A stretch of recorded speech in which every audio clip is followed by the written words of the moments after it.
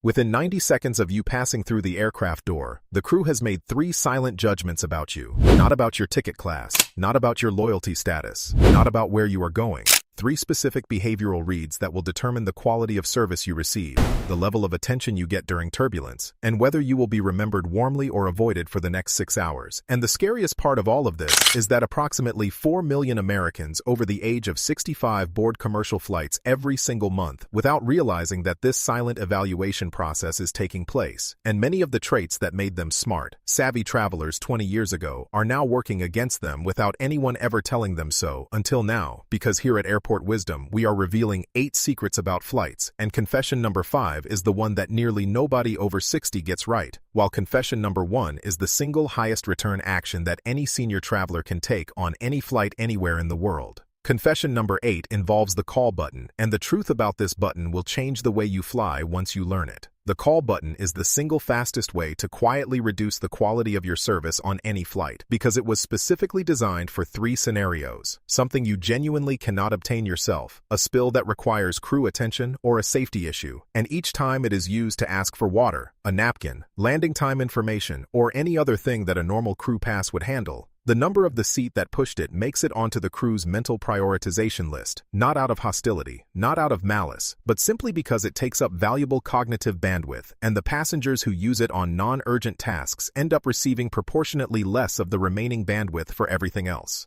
The defense against this is clear and the results immediate. Wait for a crew pass, make eye contact with a slight hand gesture, and when the crew member reaches you, use the 5 words that tell the crew you are aware of your limits. When you have a moment. Because those words communicate something that changes how the crew categorizes you, and the passenger who says them always ends up getting more attentive service than the passenger who hits the call button for the same reason. Confession number 7 is going to feel counterintuitive to anyone who has worked hard to build their frequent flyer status over the years. But it needs to be said, your status impresses the points system, but it doesn't impress the crew, because flight attendants see diamond medallions, million milers, and platinum card holders on every single flight they work, and your status is a relationship between you and a database that has 0 presence in the aisle, while the crew's relationship is with the passenger sitting in front of them, and the senior traveler who uses their status as a badge of entitlement within the first 10 minutes of boarding will receive far worse service than the senior traveler who memorizes the crew's names from the placard at the boarding door, uses those names naturally in conversation, and treats the crew like the professionals they are, because the senior traveler who understands that their status perks applied before boarding,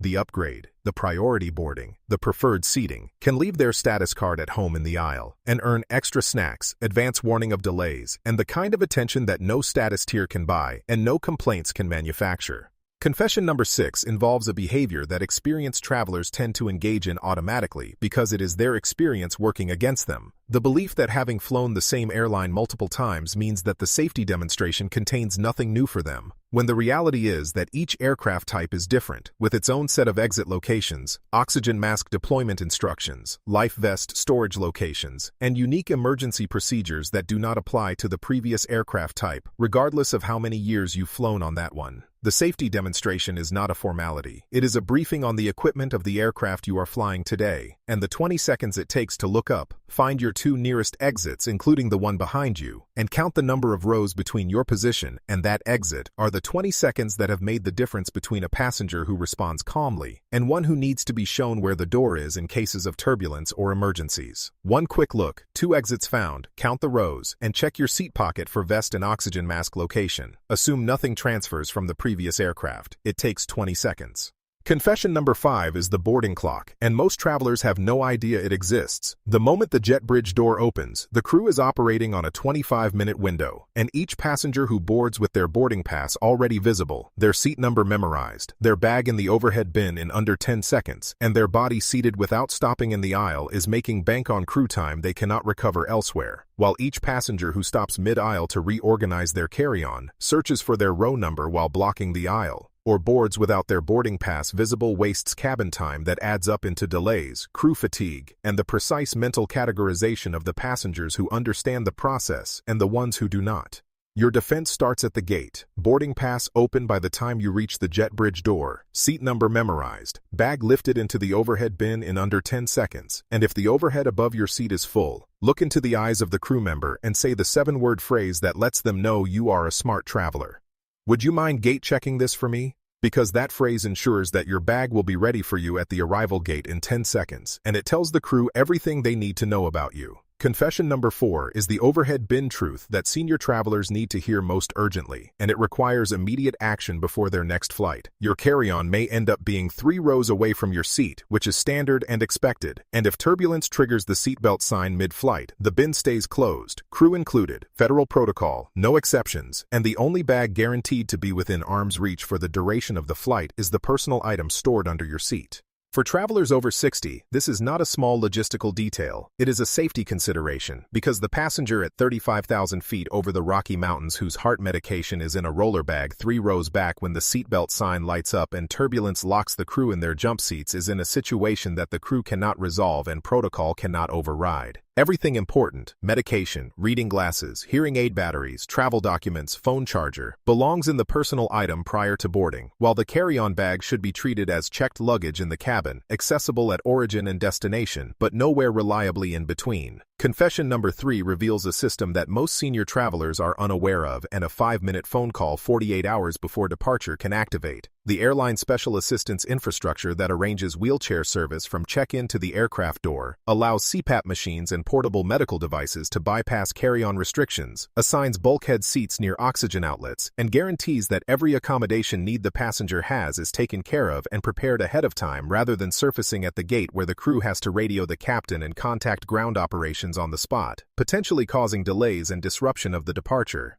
The system was designed for this. It needs to be activated. The exact phrasing that does it is clear and simple. I require wheelchair assistance from check-in to the aircraft door, and I am carrying a CPAP as a medical device. Confession number 2 deals with the disclosure period that federal regulations have established for the mobility issues and that most senior passengers are unaware of having an exact time frame of critical significance to them, namely that a person unable to walk without assistance must, according to federal regulation, either travel with a companion or advise the airline in advance, and once that information emerges after boarding the flight, it leaves the crew facing a decision moment that carries such significant liability that it may result in the passenger being asked to deplane, which is precisely the type of scenario that the 48-hour call prevents in its entirety. When traveling post-surgery, post-joint replacement, or even as a matter of honest physical reality, what 75 looks like in 2026, this call represents the activation of the system that was created for that particular circumstance and that takes only 3 minutes to set off. No doctor's note in the reservation, no upgrade, no disability classification, but a straightforward description of your present circumstances followed by the phrase, I have a mobility impairment and would like to request wheelchair assistance and pre-boarding, which activates a free service that most of the people eligible for it never use because nobody ever informed them of its existence. Confession number 1 is the reason why this video exists, and it is the high-yield move for any senior passenger taking any flight anywhere in the world, and it takes 4 seconds. In a full flight cabin of 180 passengers, fewer than 30 look the crew in the eye and say thank you upon deplaning.